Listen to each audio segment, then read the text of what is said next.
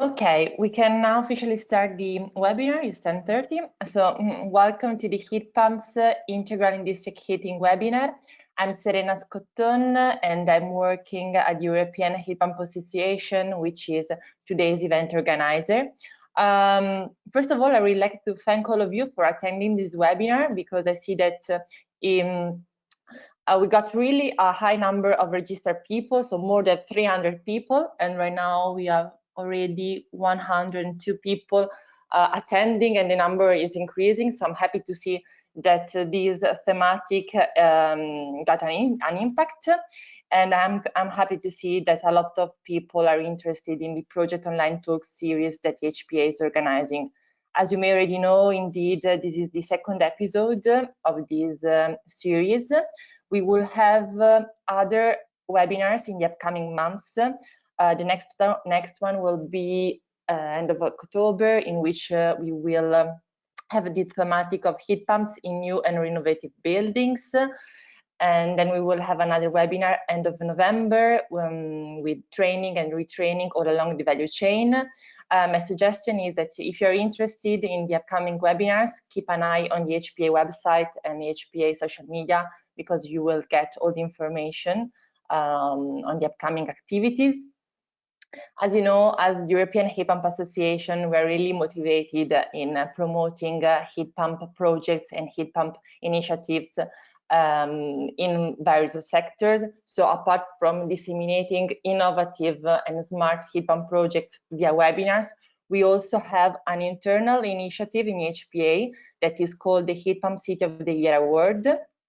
That I would like to talk to you, since the high number of participants interested in the heat pump topic. I think this is a valuable award to be mentioned.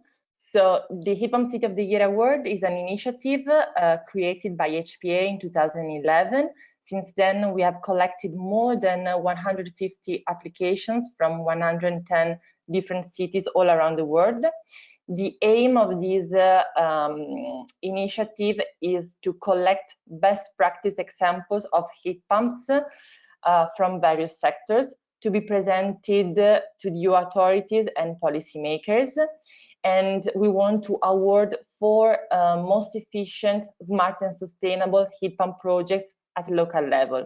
So if you have any heat pump project related, I would like to invite you to submit it. We will award, so we have 4 awarding categories. The main one is the Heat Pump City of the Year, and is targeting projects which have which applying on a local level, so with a city support. Then we have the Decarb Building category that is targeting the tertiary and residential sectors. Decarb Industry, which refers to the heat pump applications in industrial processes. And then Next Generation Heat Pump, which aims at awarding the most innovative heat pump applications. So if you want to become one of these year winners, you have time for applying. Applications are now open. The award ceremony will be on the 17th of November. We don't know yet if it will be online or a physical ceremony in Brussels. If you have any projects that you would like to submit, this is for free, and you can check the website here, and you just need to fill in an application template and send it to HPA. Now, coming back to today's event, so heat pumps integral in district heating, I would like to present you today's agenda. As you can see, we have 4 really interesting presentations. We will start with the presentation of the RewardHeat project. This is an Horizon 2020 funded project about heat pumps in neutral temperature district heating. We will then proceed with a presentation of the Sun People project. This is an Interreg funded project between France and England.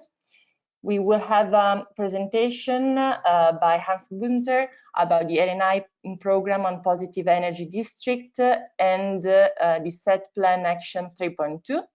And we will conclude the presentation with Vesa Robertsson with the Heliostorage project. As you can see, we are keeping all the questions at the end of the webinar. So please, while during the webinar, if you have any questions for the speakers, please use the chat box, send your questions. Please always indicate the name of the speakers you want to refer your query, and I will collect all the questions that will be treated at the end of the webinar.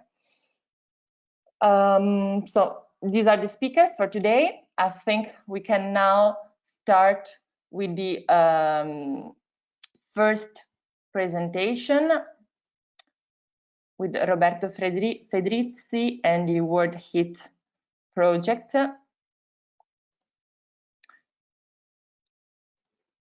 One second that I'm giving control to Roberto.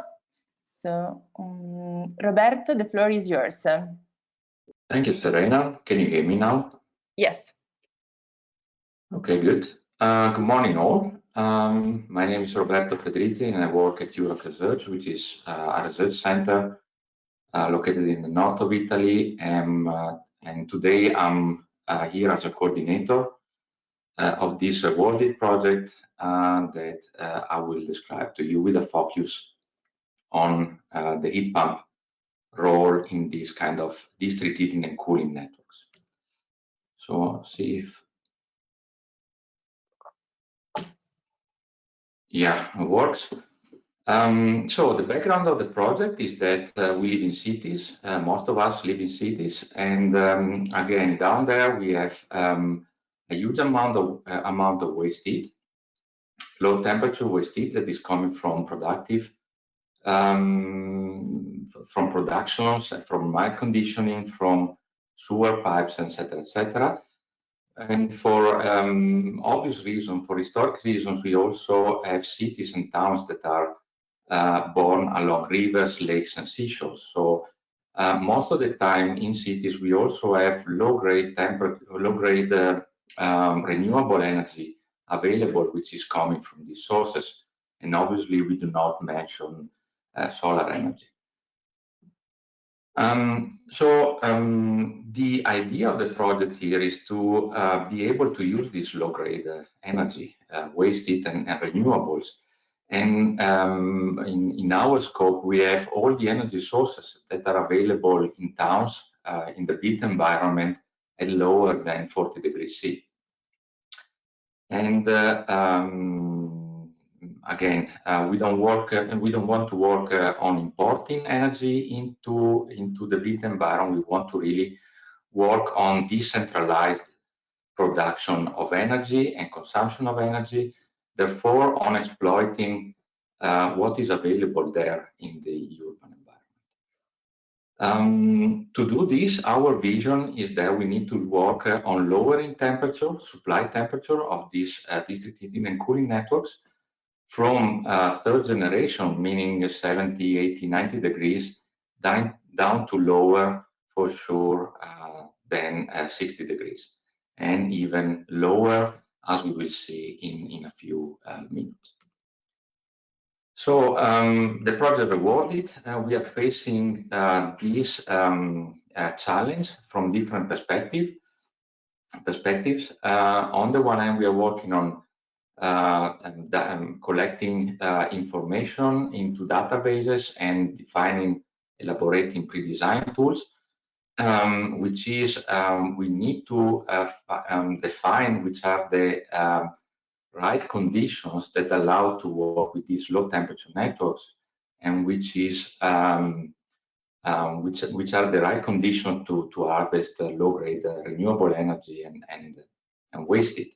And on the other hand, we need to make sure that these energy planners and authorities, all the stakeholders involved in the value chain, have the right tools to evaluate if in the specific context we have the right conditions to install, to implement, to devise this kind of networks.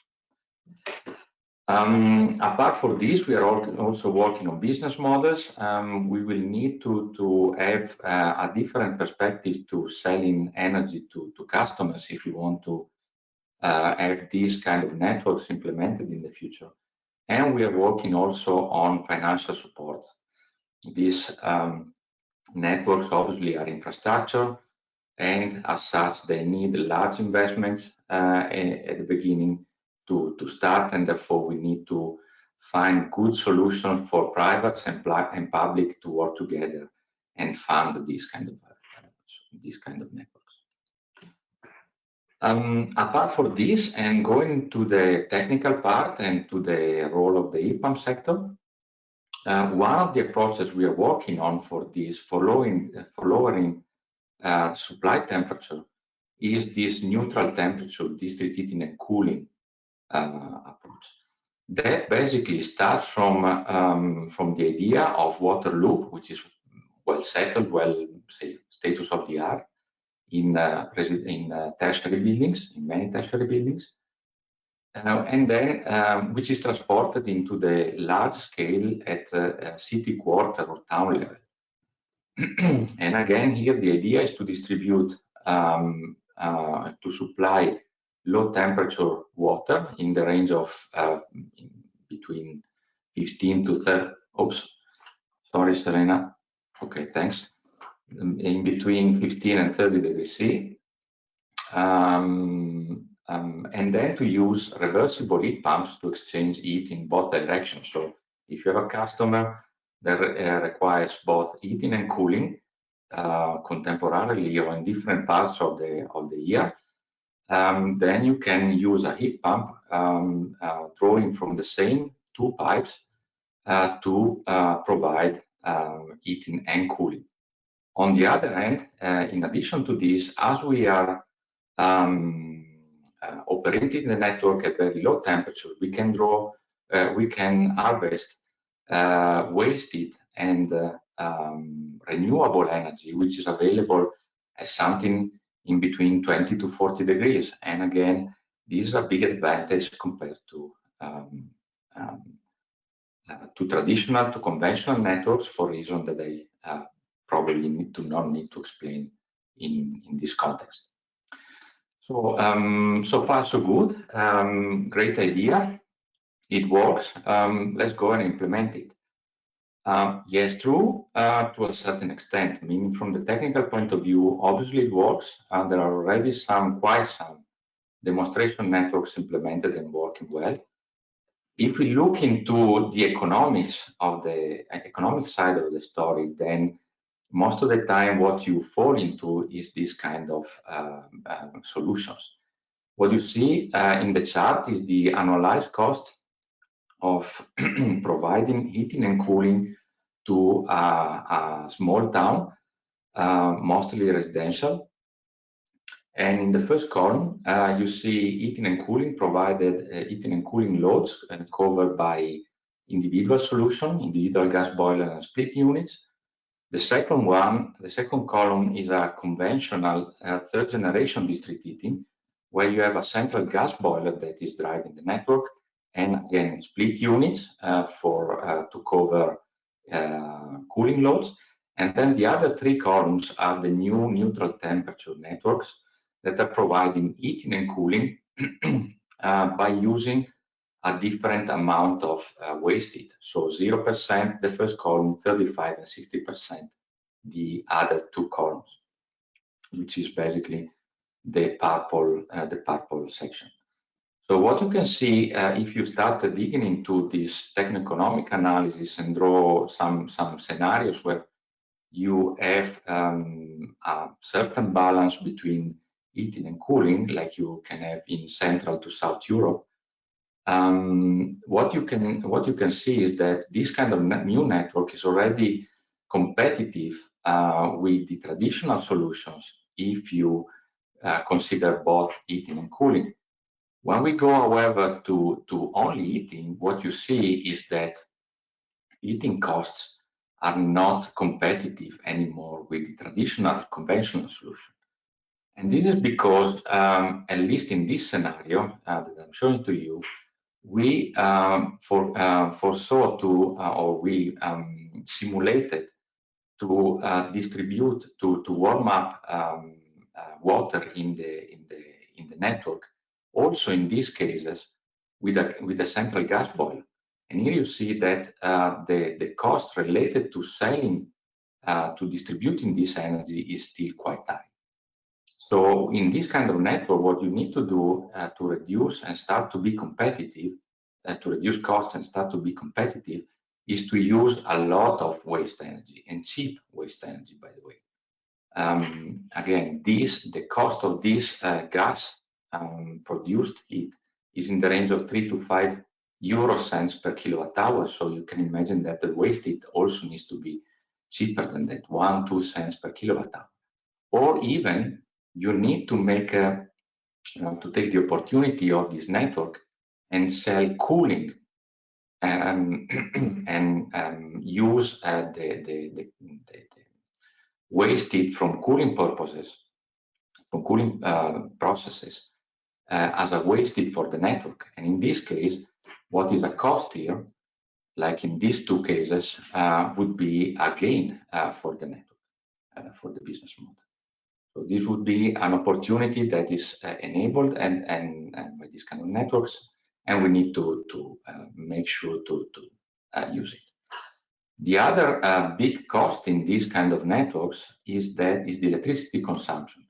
Not only we have the pumping cost, but obviously we have the electricity consumption of all the heat pumps that are distributed along the network. It is quite higher compared to pumping cost.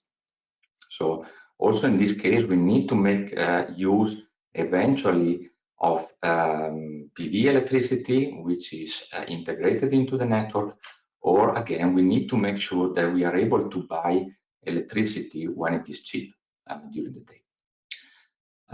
This said, and apart from what I said before, up to now, the highest cost in this network is the substation.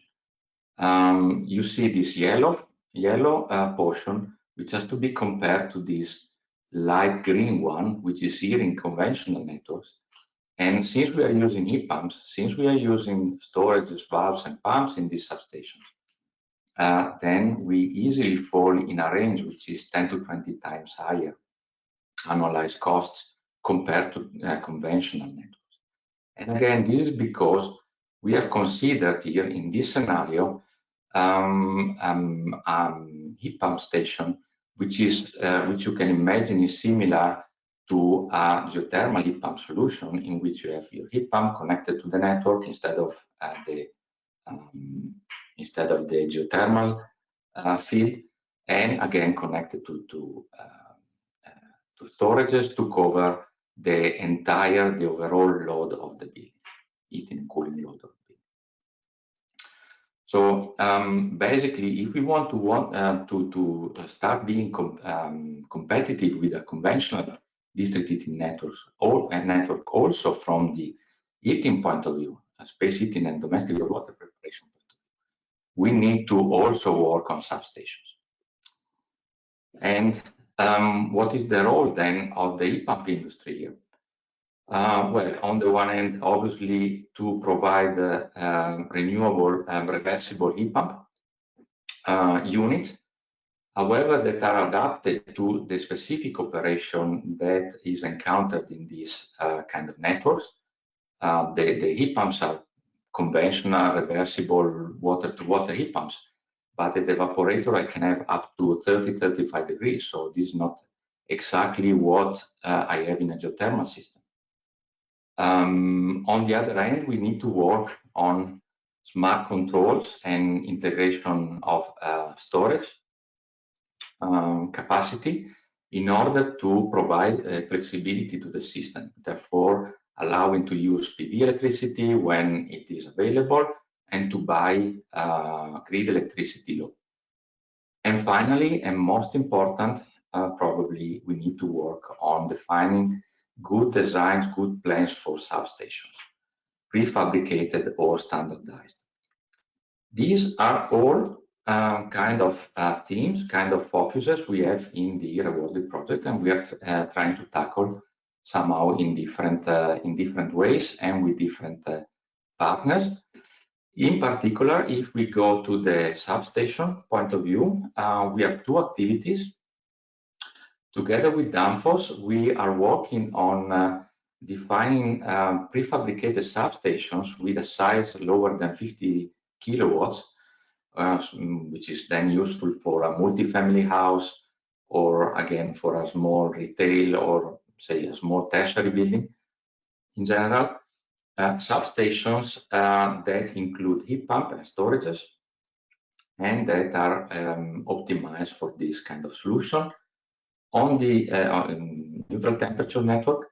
On the other hand, we are also working on large-scale industrialized, standardized energy centers, meaning large-size thermal plants that serve an entire city quarter, and that, however, are built in an industrialized way, meaning that are built always in the same way and in a replicable way.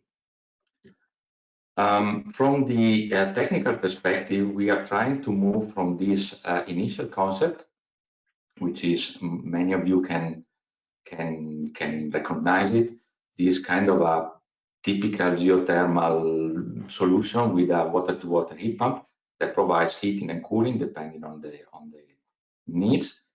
Again, if you build the substation in this way, that is quite expensive and say hard to justify from the economic perspective, even though it works. And we are working on defining solutions that are a little more integrated with other energy sources, that allow to use direct heating or direct cooling from the network when it is possible, so to say, to make it easy and naive a bit, in order to reduce as much as possible the size, the capacity of the heat pump, and to say increase as much as possible the flexibility of the substation. Again, this concept is worked out, say, is conjugated, or I don't know how to say, it is anyway developed for prefabricated solution in the small size, in the small scale, and we are working on using the same kind of concepts also in the large scale, where you cannot have prefabricate, but you can still standardize the kind of approach. Apart from this, we are working a lot on storage capacity integration, and again, the idea is to work on small tanks, what you can have in the single building application, in the single substation. But we are also working on integrating and work in collaboration, so to say, providing synergy with large storages that you can install, like the one that is depicted here, is reported here in the lower right side, larger storages, and that you can have installed at city quarter level. And indeed, we have also solutions that we are looking also into seasonal storage solutions and how to charge and discharge this kind of storage thanks to heat pumps. Finally, and at least most important for myself, because I'm mostly involved into this, we are working in the field of smart controls, meaning that we are trying to understand how to use smart meters that are installed in substations, in single substation, to gather a huge amount of data and use data mining techniques to control in a proper way all the single substations, to optimize the use of renewable electricity that is generated on site, and to produce thermal energy when the grid electricity price is lowest during the day. This is what we are doing in the project RewardHeat, and again, what we are trying to do with respect to this kind of neutral temperature concept is to move from a simply low temperature distribution to a smart grid, a smart network concept, in which we do not only produce energy, and when energy is needed, is consumed by customers. But what we want to do is to transform the network into a smart network that is coupled with the electricity grid, and that manages the thermal network in the smartest way possible, in a clever way. This is what we are trying to do in RewardHeat, and what we want to also demonstrate in the project. We have 7 demonstration cases now. We have lost one, and we are trying to reintegrate another one. So by the end of the project, we hope to finish with 8. And in 4 of them, or 5, we want to test this kind of neutral temperature solutions, neutral temperature district heating and cooling network solutions. So that's me, Serena. I will take your questions at the end of the presentations. And thank you for now, and thank you for listening. Thank you, Roberto. We can now proceed with the second project presentation. So with David and the Sun People project.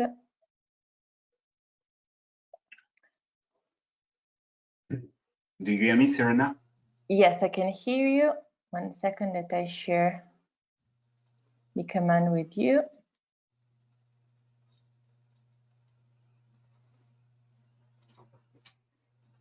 Please, David, the floor is yours. Thank you. Hello, everyone. So I'm here to present an introduction to the Sun People project. And after that, Jonathan Selman will present information specifics to the Plymouth demonstration sites and endeavors. So very briefly, a recap of the project. How do I change the slide? Okay, yes. It's a project funded by the EURAC French Channel England program. So it's located on 2 territories, the French coast from Brittany to northern France, and the English coast from Cornwall to north of London. We have 4 partners. I'm belonging to a local energy agency called ALOEN. We have a big local authority, Plymouth. We have social business energy cooperative called Plymouth Energy Community. Oops. And we have a small medium enterprise, ESEO, organizing training for do-it-yourself solar solutions. It's a micro project. We are targeting on-site demonstrations of the idea, which is how could we transform the market of solar plus heat pump solutions by introducing an energy service. We want to use these solutions for heating in, let's say, commercial and residential housing, from individual houses to collective housing to retail space. So it's very wide, but it's always the same kind of needs. This energy service, as I said, will be demonstrated on 15 sites. We are involving market participants, and we are also targeting running operation at the end of the 2 years project. Yes. Very briefly, if you're not familiar with the energy service ID, we think it's a key driver for transforming the renewable energy market, because in general, people, individuals in particular, are not very keen at thinking like investors. They prefer to spend as little as possible upfront. And when you deal with renewable energy, in general, it's the reverse. You have to invest a lot first, and then you pay. You're not paying for fuel later. So you need to have a different mindset, and you need to have, of course, the money available. And the second difficulty is managing the project itself. And when you deal with complex, not necessarily complex, but new and unusual technologies for the most installers and let's say marketplace available, it's quite challenging for individuals to make that happen. So switching from a good to a service could be an option of choice, but this will not happen, of course, without an energy service company. So this third party, the project is targeting, and we hope in the future more of them will deliver such services. When we chose the topic of the project, we thought that the heat question was the most interesting one, because it's already quite often the case that electricity is delivered nearly as a service, while heat remains quite challenging. And in particular, when you think about solar as the main source of heat over the world, it's a very interesting challenge to make that happen in combination with other technologies. The other good, the other benefit I would say with solar is that it's quite, you can plan it quite well, and it's driving maximum decarbonization in general. Last but not least, to conclude on the solar aspect, we see the market also evolving from a technical perspective.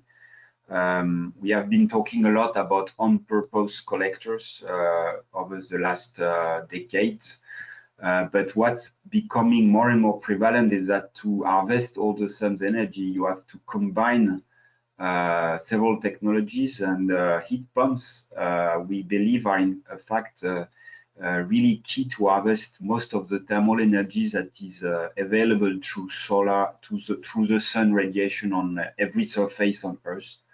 And having the two together in the same system is very interesting. So a very short scientific information from the International Energy Agency there is that when you think about heat pump and solar panels integration, in general, people think about photovoltaic, but the key, the most of the energy is coming from the thermal part, as you can see on yellow on this graph. And yes, it should be our goal to also harvest that. And to conclude on these scientific aspects, it's a massive amount of energy we are currently not harvesting, and we believe it's an energy service in the residential and commercial space must take advantage of this free resource in a much more efficient way than it does currently.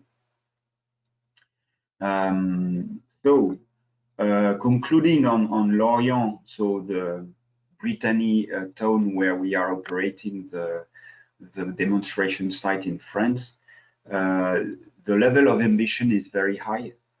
We have roughly 15 to 20,000 individual houses that are currently running on oil boilers, which was a default solution in the 1970s. It's very polluting. It's also emitting a lot of CO2. Local authorities want to get rid of that within 10 years, which of course will mean that we have to change the energy system of more than 30% of the building of the territory. And we believe it's a place to experiment with business models that are quite different from what we see currently on the market, and maybe also take advantage of local innovation, such as a local public ESCO that is currently already operating on different technologies to speed that up and make maybe customers more confident and trust these options more. All right, I think that's the end for me. So I leave the floor to Jonathan, and of course I will be available for any question you have on any aspects of the project. I was very brief, and I hope it will leave you with many questions. Thank you. Thank you, David, for your presentation. We can indeed now proceed with Jonathan. Thanks, Serena. Hello. Hello, can you hear me okay? Yes, we can hear you, and now the floor is yours. Great, thank you. Yes, I'm John Selman from Plymouth City Council. Plymouth is a city in the southwest of England. Has around 270,000 population, and we've been involved in 2 European projects. So you have to forgive me, they're 2 distinct European projects covering different areas, but both engaging heavily with heat pumps. So I'll also, as well as talking about some people, I'll talk about HeatNet, which is quite a large regular Interreg project, as opposed to some people as a micro project.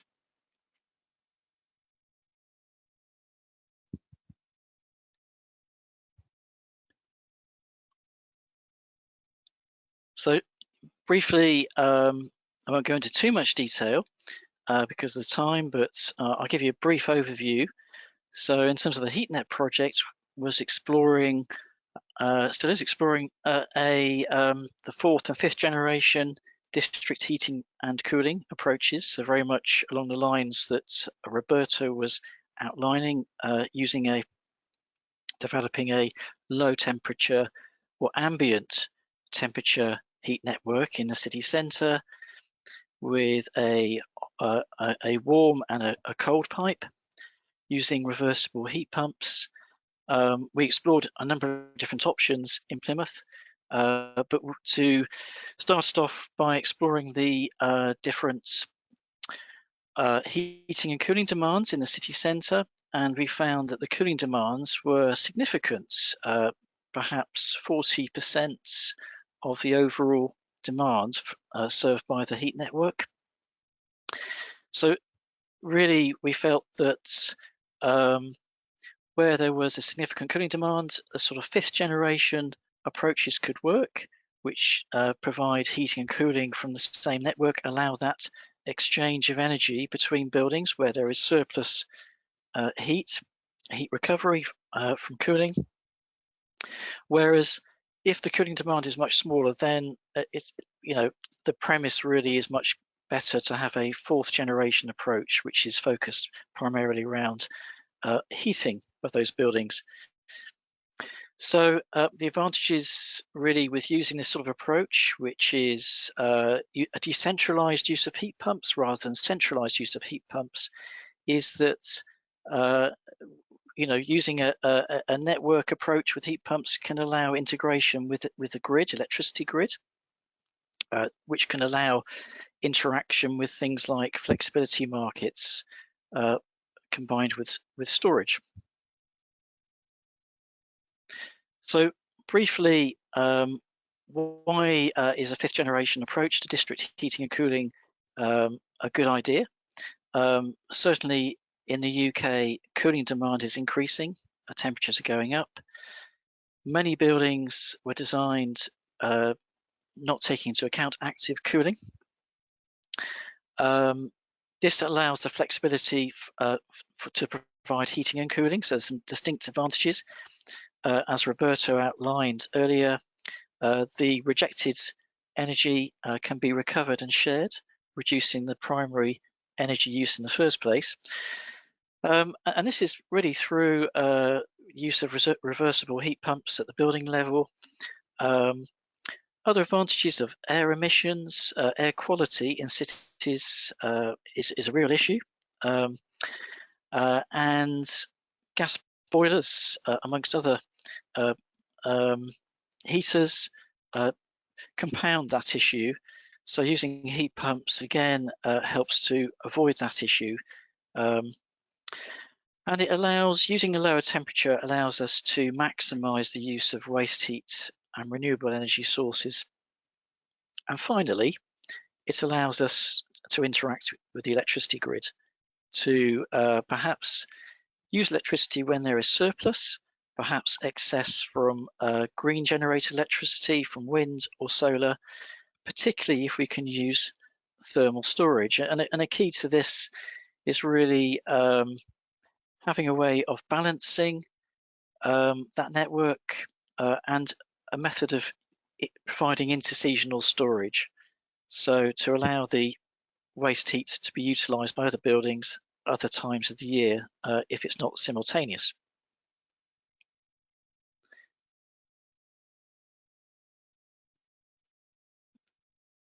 Just trying to move the next slide on. I'm having a few problems, Serena. Oh, there we are. So, so some people is focusing more on clusters of buildings or individual buildings rather than a wider heat network approach. And here's an example.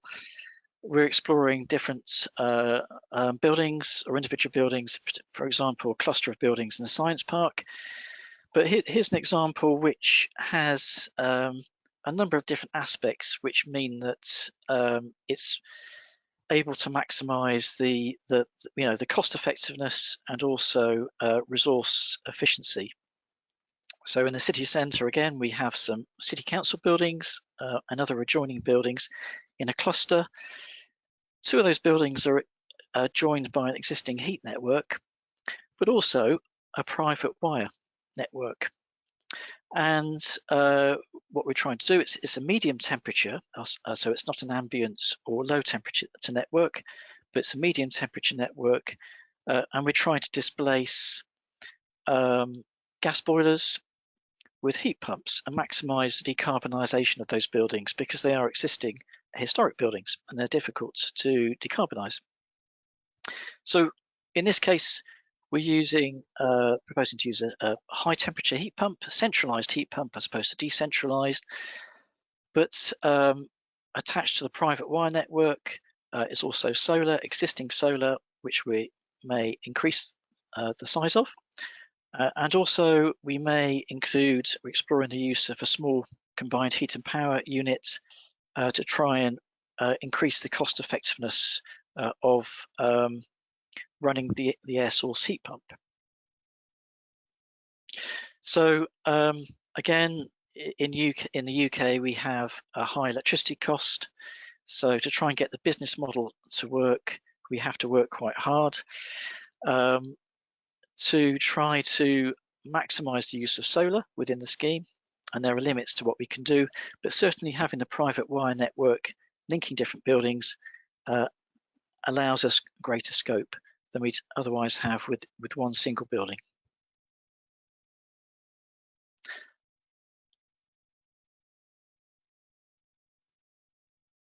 Okay, I think that's all from me. Please contact me if you have any other questions, or I'll be around for the Q&A session at the end. Thank you. Thank you very much, Jonathan, for your presentation. We can now proceed with Hans. Hans, can you unmute yourself? In the meantime, I will.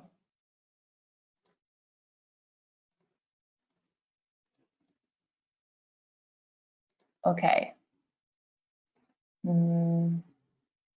Hans, can you unmute yourself? Because apparently I'm not able to unmute you. Here we go. Okay. Do you hear me? Yeah, now we can hear you. Yes. Oh, perfect. The floor is yours. Thank you. So thank you very much, Serena, for the invitation.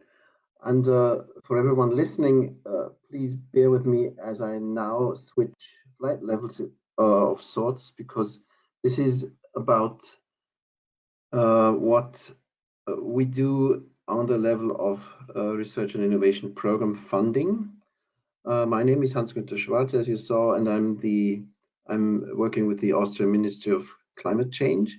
I'm also the chair of a transnational research and innovation program that came out of the activities of the Strategic Energy Technology Plan for Europe, so the SET plan, where the SET plan 3 years ago started to try and get the European countries plus European stakeholders, including problem owners and industry, into implementation mode. So trying to implement carbon neutral, climate neutral solutions in the different technology areas.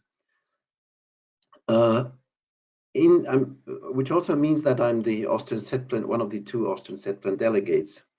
So what we chose was the area of smart cities, if you will, and we tried to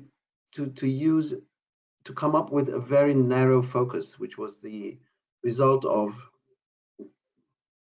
a debate, a dialogue between research and industry and cities, and it led us to a goal that we adopted of creating 100 carbon neutral or even energy positive urban neighborhoods in Europe by 2025.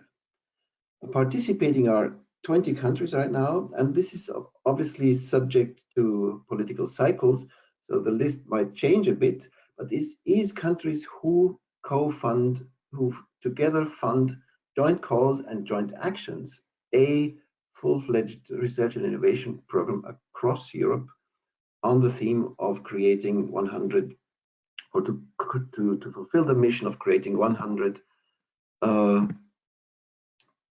energy positive districts or urban neighborhoods in Europe. To do such a thing, what needs to happen is to set up a management structure, research and innovation funding management structure. And this might be a bit abstract to you, but it just goes to show that there is national representatives or delegates who come with the national money. There is funding agencies, and there is what we call the stakeholders group, which contains not only industry and research, but also, in our case, the problem owners. And I'll talk about the problem owners in a minute. Program management is very important, because otherwise you just fund projects with no results beyond the projects. What we committed to is to move towards the realization of those 100 positive energy districts or neighborhoods by addressing what we call the problem owners. In our case, of course, the key problem owners are cities, because what do? They take money into their hands to fund the infrastructure, but also to do the planning of those districts and neighborhoods. However, they're not the only ones who take money into their hands. And the usual narrative is, yes, industry is the one who invests. And it's not true in our case. Industry sells, and the buyers are cities, real estate developers, and of course the ones who have housing agencies, for example, and utilities. So this means we have to talk to those what we call problem or need owners if we want to get any change happening on the ground. And for the heat pump sector, I think this is very true, as we could see from the previous presentations. So we designed a cycle of research funding actions, but also of how we can work with our problem owners, where we start with the creation of capacity building solutions for problem owners, which we call positive energy district labs. These would be on national, but also on transnational level, and this would help those problem owners to really address the cross-cutting nature of what you have to do if you want to realize carbon neutrality on a urban neighborhood or district level. And then, of course, very soon, it's not a technological question anymore. There is, of course, as we can see from the presentation of today, but most of the challenge lies with capacity building and technology integration. And this we'll try to do in the second phase through creating guidance and tools for our program owners, for the cities. We want to come up with funding models. We want to come up with demonstrators, and then move to the third stage, which would be replication and mainstreaming of positive energy districts and neighborhoods. And there we use this collaboration that we have among 15 to 20 countries by funding our actions locally, nationally, so that our national cities don't have to get into competition with cities from other countries, but we want them to collaborate. So we fund them nationally and support them in collaboration across borders. And last but not least, of course, we want to monitor and evaluate what we're doing. Now, our 100 positive energy districts are through funding of implementation projects on the national level, but also on the transnational level. We have started a first call in the middle of the COVID crisis, which was an interesting experience because countries obviously had to decline or withdraw. And we will become one of the main pillars of the new Horizon Europe partnership, which is one of the co-funded partnerships in the cluster on climate, energy, and mobility, which means co-funded means that the member states, the European countries, will fund this program, which we'll set up, and it will be co-funded by the European Commission with by an amount of about even 30% or so. And as you can see, we're not only addressing research and innovation, but we want to really support those who make it happen on the ground, our problem owners. So what we did already in the last 1.5 years, we set up the program management structure. We tried to go and define in a consultative manner what is a positive energy district? What does positive energy mean on urban level? And it can't mean autonomy. And you'll see all those links that you'll be later on able to use to download or look at the relevant information. You'll be able to see the call agenda that we have. You'll be, especially the pilot call, and we'll go on until 2025 to fund calls across Europe. You can see that we have the cities in the center of our operation through a panel advisory board that helps us to stay relevant so that we do things that cities need.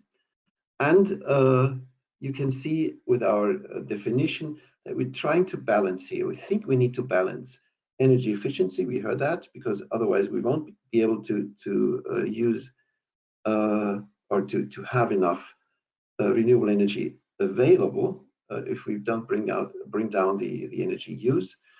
We think we need to, of course, in all urban situations also produce renewable energy, but the main thing in our view is that the urban, to understand that the urban user is the largest user, apart from high energy intensive industries, the largest user of energy in the whole energy system. And as such a user, it has to behave flexible. It has to behave systems in support of the system, rather than trying to become autonomous and just cry for help when things don't work out. So this is a framework rather than a full-fledged definition. Why? Because we need to take account of all the needs of the national urban situations across Europe. When it comes to climate, the different climates in Europe, the availability of different renewable energies, which are different in every single country. So we're working now, as we speak, with the cities, with the countries, to refine the framework and come up with a final definition which works for all cities across Europe if they want to join our model. And last but not least, this is our call agenda. We have planned joint calls from this year onward, moving into this European partnership. But you'll see that, you know, if you have a mission like the one I described, 100 positive energy districts, you can't go ahead and say, let's do some happy research. And, you know, research projects, for example, in the first years will have a duration of maximum 2 years or 1 year only. Why? Because we need the results of those research projects to move forward. And we can't wait until 23 when our program is half over. So this is a new approach, mission orientation, with a very focused mission and a transnational program across Europe. You saw those links which I provided. So we have a first joint call. Only 4 countries participating right now due to COVID, but we are going into an EURANET co-fund on positive energy districts, one of the very last EURANETs in Europe, which is more or less a succession of 2 joint calls with those 20 or so countries participating, and the first call will open early 2021. We do this, as I said, with the Joint Programming Initiative Urban Europe, which is creating our program management structure. And this is quite a powerful research and innovation network across Europe, standing with its operations standing since 2010. First joint calls opened 2013. And this is also the coordinator of this prospective new Horizon 2020 partnership. In this partnership, we try to really support cities in a very cross-cutting way across the board, but we are aware that there's 3 technological areas, innovation pillars as we call them, which govern the technology and sustainability also in a city.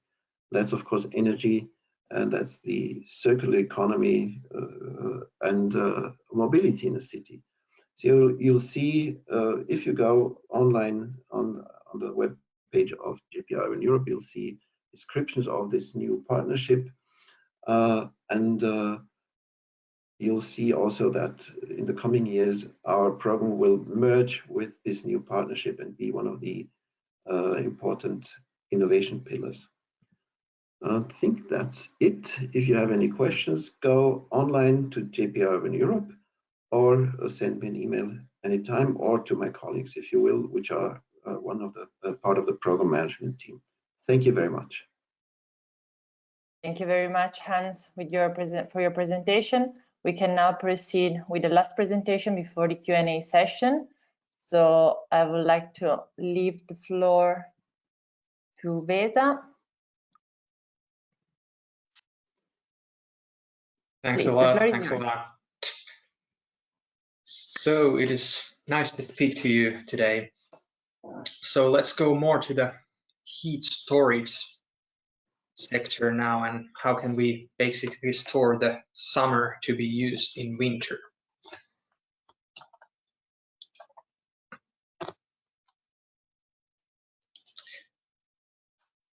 So as we know, in many 4-season countries such as Finland, where I am from, is that during summer we have lots of sun available, and we have quite a lot of waste heat also that is coming from the different processes, but usually we don't need heating, save the couple of rainy days during summer. But in the winter it is the complete opposite. So we have lots of need for heating, but we don't have many ways to produce the heat needed with low carbon solutions. In the hot clients, however, it is quite the opposite. So you have the need for cooling basically all day, every day. And the question now is, how can we tackle both of these problems? And basically we can tackle them with the single solution called BTS, which means a borehole thermal energy storage. And here's a picture of one of the solutions I will be presenting today for you now. This is located in quite north here in Finland. So the basic situation here is that we can load up the BTS during summer and spring and autumn by either using solar collectors or waste heat, either from the industrial processes or basically from the district heating network and so forth creating a decentralized network solutions there. And when we need the heat from the system, we can either use a straight water circulation pump, or in many of the cases previously presented today, we can use some sort of heat pump there. And then if we want to turn it into a cooling system with very high efficiency, we can use an absorption chiller in the circuit, and by that basically turn it into a large gas refrigerator. Or in the cases presented earlier today, we can use these reverse heat pumps there. So as we all know that BTES is nothing new. So the technologies has been researched in various different universities all around the world for over 30 years. So the question now is, how is this solution different and what makes it so efficient and unique? So if I go through a small history of BTESs, so the first generation is basically these more traditional geothermal boreholes, bored to around 200 and 300 meters deep and spaced so widely apart from each other that their energy fields don't cross each other. So the spacing is about 20 to 30 meters from each other. And they are usually used to boost the efficiency of the heat pump. And for example, there are plenty of installations here in Finland. And for example, the system in the Arlanda airport in Stockholm is one of these still widely used first generation systems. And the operating expenses on these, it's basically on the same level than with the traditional geothermal heat. So around 50 euros per megawatt hour with the electricity prices here in Finland. Okay, so moving forward to the 2005 and 2007 period when this famous Drake Landing solar community project started in Canada.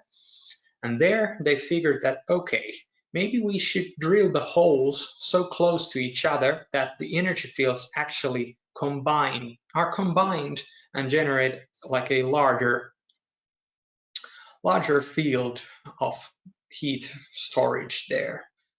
And that was able to raise the maximum temperature of the system quite high, up to about 85 degrees Celsius. And that reduced the operating costs of the systems to the 1/5.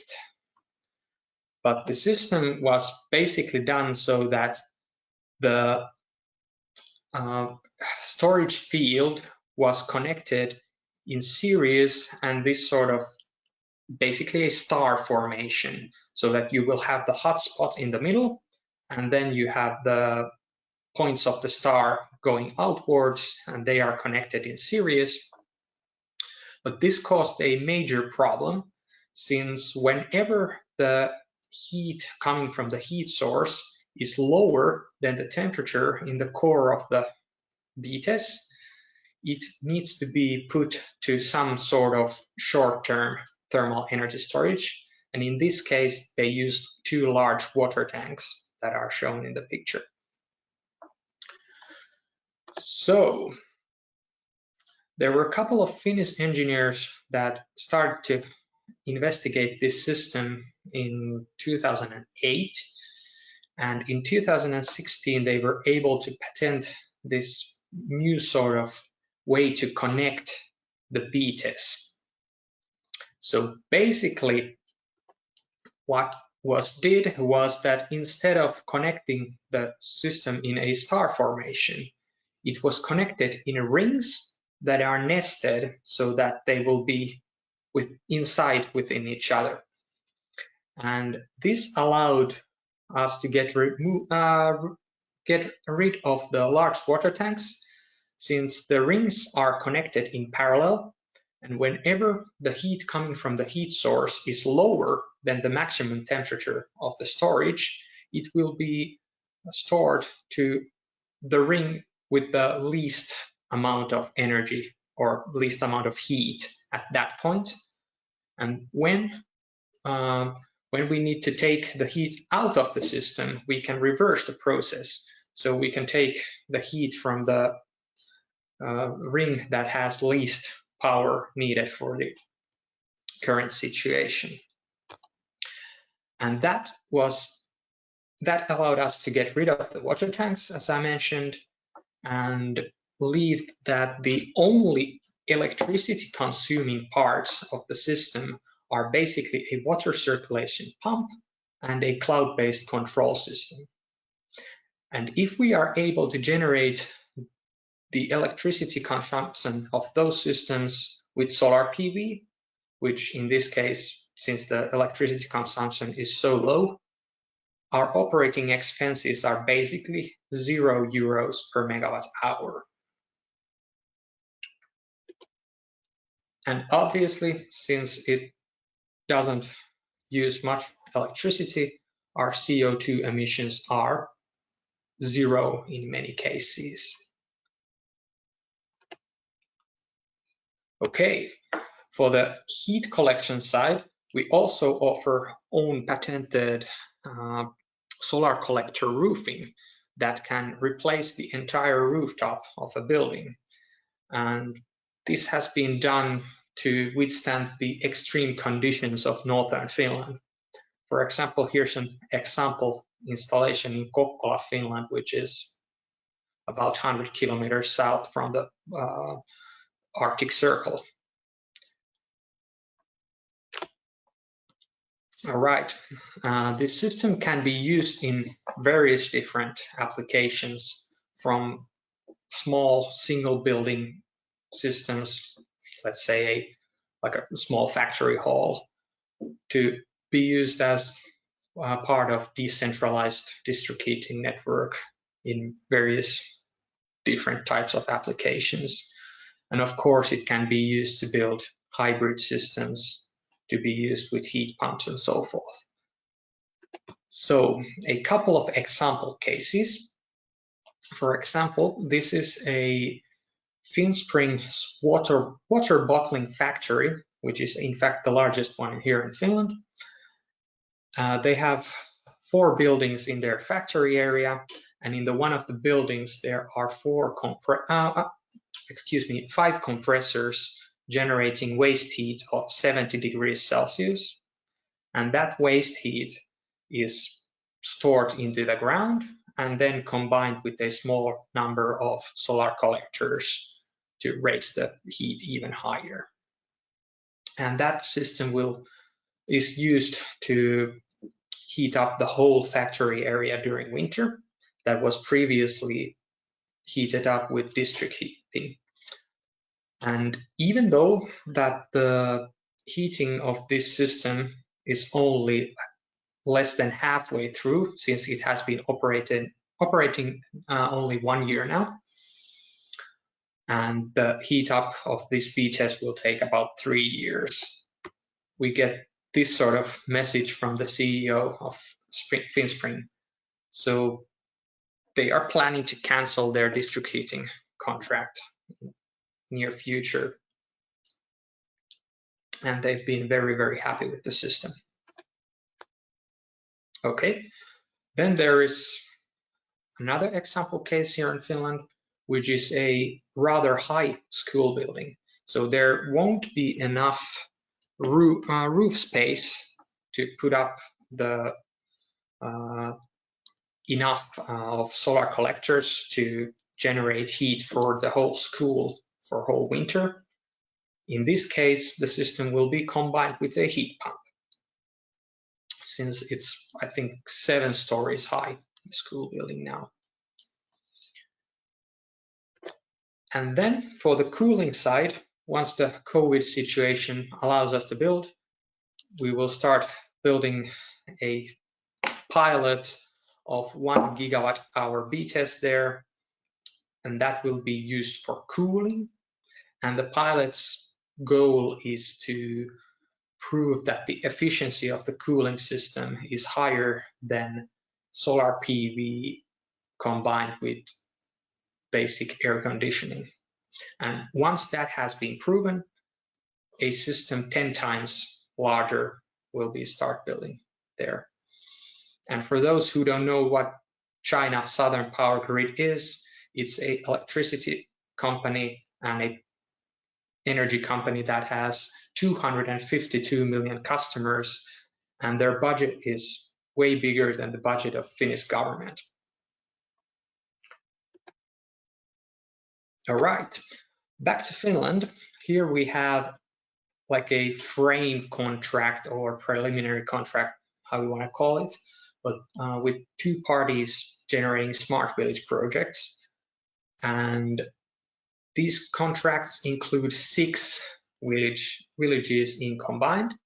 And in these villages, we will use the BTS so that we will replace the roofs with the solar collector and then build a local low temperature district heating network in the village area with one combined BTS. And in this case, with the largest project, which will be 320 detached houses, the size of the BTS will be 4 gigawatt hours. And that will be enough to provide all the heating needed for the winter time. Here's an example calculation of this system. This has been done for my father's 1,500 square meter hall, which currently have electric heating there. And with this system, during the 30-year period, we are able to save 1.2 million euros in this building, and that is equal to 6 years of combined rent. So for the investor side, it's pretty good in this case. And then if we think about the space that this BTS needs, the good thing is that the requirement of the space goes quite low when the diameter is raised. So in the Finspring case, as it is 500 megawatt hour BTS, the diameter is 25 meters. For one of the smart village projects with the 4 gigawatt hour BTS, the diameter is 102 meters. And then for the large one in China, the 10 gigawatt hour BTS, the diameter will be 130 meters. So my question for all of you is that how can we work together to make this solution part of the many decentralized district heating solutions planned? So thank you on my side. Thank you very much, Vesa. So we can start now with the Q&A session, and we can also give some time to the audience to answer to your question. So let me check now the presentations, the questions received. We can start from Roberto, that I see here. The first questions are for you. So Roberto, the question is, are these estimates of cost made on the average price of electricity in Italy? Or what is the reference that you used for the estimation? Yeah, we used a town made with a few hundred dwellings over multifamily houses with a climate in Rome and electricity prices for a utility. I might mistake. I should look into this scenario specifically, but with the electricity cost that the utility pays, not the final customer cost. But again, if you want to discuss about this, we can do it in a bilateral meeting, because there are many other boundaries that we have set that should be discussed. Yes, indeed. First of all, what I forgot to mention at the beginning of the webinar is that all the presentations will be shared among the attendees, and as you have seen in all presentation, you can find the email address and the email contact of each speaker. So if you want to better engage privately with them, you can send them an email. Roberto, another question for you. Who is the technology partner for energy centers and smart metering in the RewardHeat project? We do not have any partner for smart meters, meaning that the idea is that there are many players providing new smart meters, and there will be many more in the future. What we want to do is to mainly work on how to get data in a database, organize them, and use these data mining solutions to analyze them and process them. With respect to the data center, it is the utility company itself that is using their internal, one of the utilities, they're using their internal personnel and subcontracting part of the work, part of the design of the network, of the energy centers. Okay. Thank you for your answers. We can now proceed with Vesa. I have some questions for you. Okay, so, go ahead. Yes, the first one is, for the cooling solution, an adsorption chiller needs a temperature minimum of 80-90 degrees, single effect. Do you get those temperatures with BTES? And if yes, it is an efficient storage? In this China case, we will get these temperatures during the midday, and we also use the solar collectors to boost up the efficiency. And if needed, we can use some sort of, let's say, gas boilers or other solutions there, because it's much easier to heat up the water from 60 degrees up to 90 degrees rather than using 20 degrees water to be heated up that much. Okay, other questions for you is always refer to BTS. If you see any restrictions, refer to the temperature constraint in a lot of countries.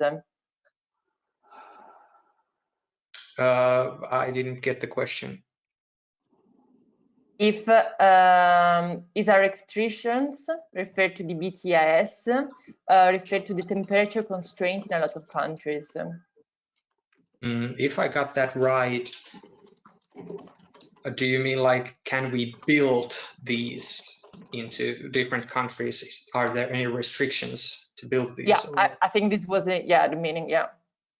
Okay. Well, obviously, I can answer at the moment only on the Finland and China side. So yes, here we can build them. So here it is basically a same procedure than it is with the traditional geothermal energy. So it's nothing new here, but obviously it varies from country to country. Yes, I can, because I'm receiving a lot of detailed questions and really long questions. So I can already say that we cannot maybe face all these questions. So to all the participants that you don't see your questions answered, please directly contact the speakers. If you like, another question for you, Vesa, and then we will proceed with other speakers, is how does a BTES affect the ecology of the local area? Do you mean like the natural ecosystem? I guess yes, area? What he meant. Yeah, so it shouldn't have much like effects on the nature, since, for example, in the Finspring, on top of the beaches, there's an oat field, which is completely fine. So you can build or farm on top of the beaches.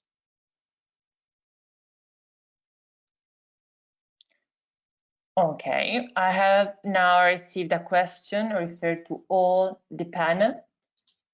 So, if we optimize network and spread out smart financing solutions, can these reduce cost impact to get closer to pricings of fossil-based systems? What do you think? This is referred to all the speakers. We can start, or maybe Vesa, since your microphone is turned on, and we proceed with the others. I think that if we are able to build decentralized heating and cooling networks that can utilize BTSCs and solar heat combined with waste heat, we are on our way to the zero carbon future. Since there are so many factories producing tons and tons of waste heat that goes to waste that could be used to heat and cool down the buildings. And I'm really looking forward to the discussions with the other panelists and with other parties, so that how can we make the systems even better. And by the way, now that I'm talking, I am putting my LinkedIn profile to the chat, so if anyone wants to add me, please do. Okay, we can, thank you. We can now proceed with Jonathan, if you can answer.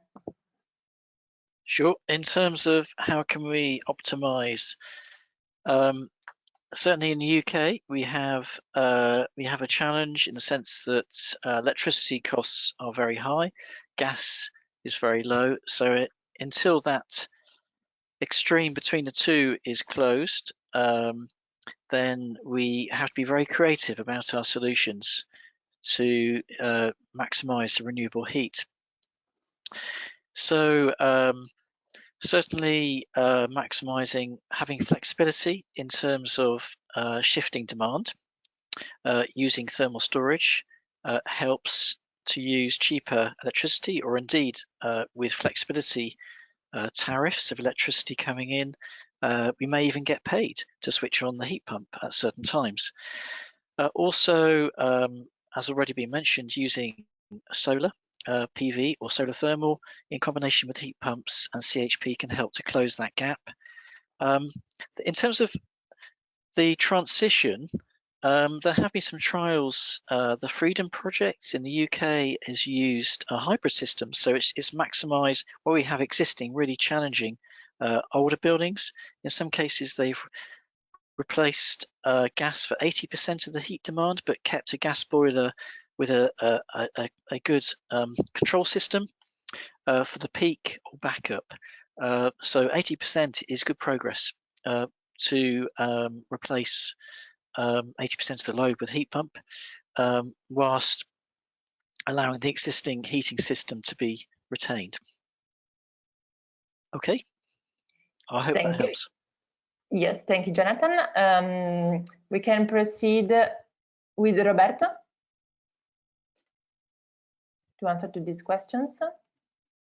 Yeah, I think I can only copy what Jonathan said already. So again, as far as electricity price is high and gas price is very low, as it is now, we need to be creative and use low or cheap waste heat and cheap renewable energy, first of all, to drive these networks.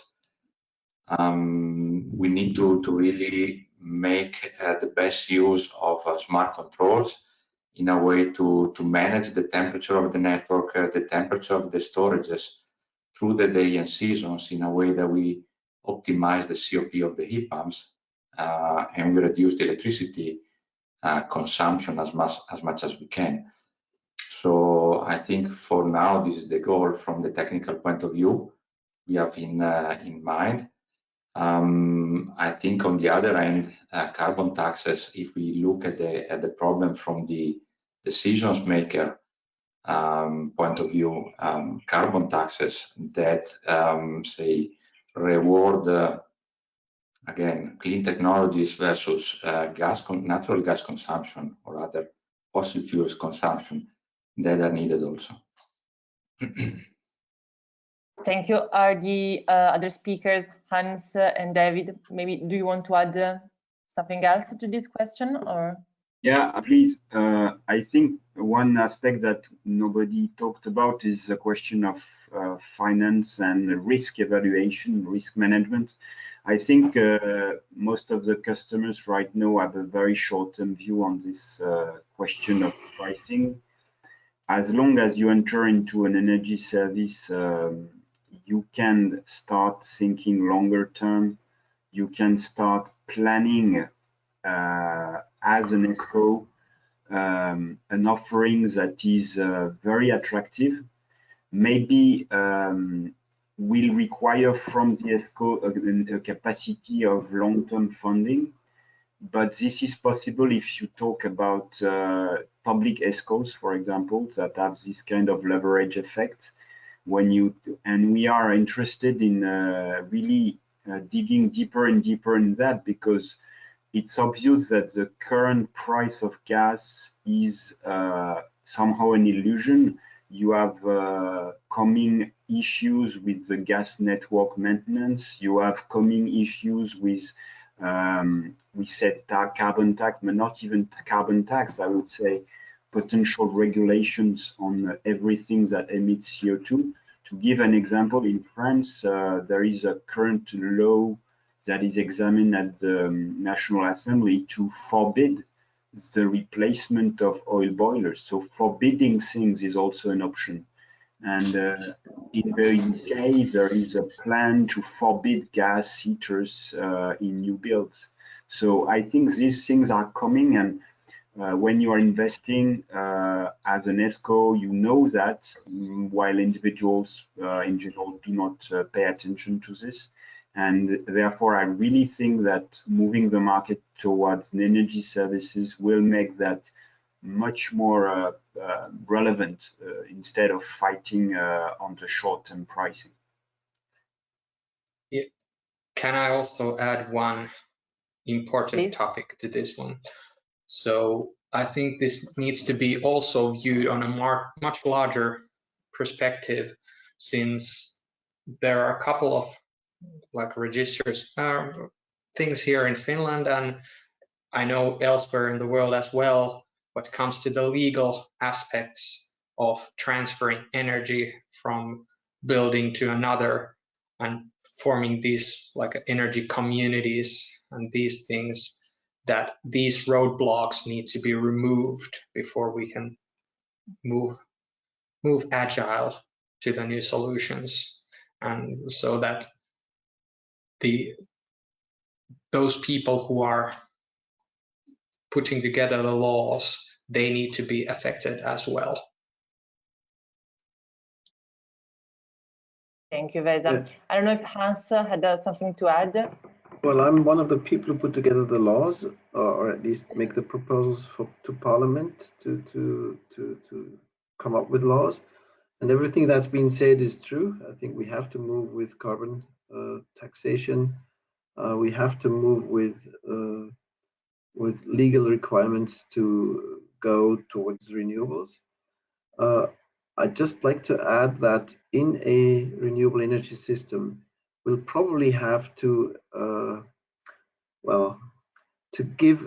rationize renewable energy in a way. So it's probably not going to be the market alone, but we'll have to give urban areas an advantage in, well, everyone will be required to produce renewables in the new renewable energy system. And I think the countryside, if you will have it easier because they have space. And the cities have a challenge because they can't produce so much renewable energy. So they'll have quota, probably, where they can reduce the demand to produce their own renewable energy per capita, if you want. But they will still have to make an effort. That's what our calculations provide.